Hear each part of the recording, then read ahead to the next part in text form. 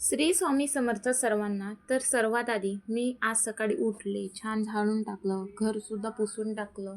कारण आज होता मार्गशीर्ष महिन्यातला शेवटचा गुरुवार आणि आज मला उपवास होता. पण यांच्यासाठी टिफिन करायचा होता, कारण यांना ऑफिस होतं, म्हणून यांच्यासाठी टिफिन केला.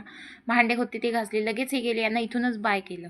त्यानंतर हा टेबल जो आहे यावर थोडी धूळ होती, हा सुद्धा पुसला आणि इथे जागा कमी असल्यामुळे छोटीची छान अशी पूजा केली.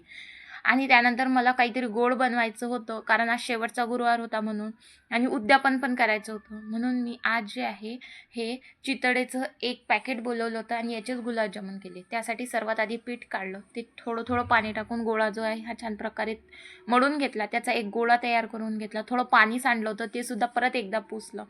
एका पॅनमध्ये 2 वाटी साखर घेतली आणि 2च वाटी पाणी घेतलं. ते छान पाक येण्यासाठी ठेवून दिलं. पाक जो आहे हा जास्त घट्टही नाही होऊ द्यायचा, कारण हा पातळच पाहिजे. गुलाबजामुनमध्ये आतमध्ये छान जातो. एक एक गुलाबजामुन गोल करून कढईमध्ये तेल गरम झालं. तेल जास्ती गरम नाही होऊ द्यायचं, थोडं गरम होऊ दिलं. त्यामध्ये जे आहे ते गुलाबजामुन छान लालसर कत्ते होईपर्यंत तळून घेतले. असे गुलाबजामुन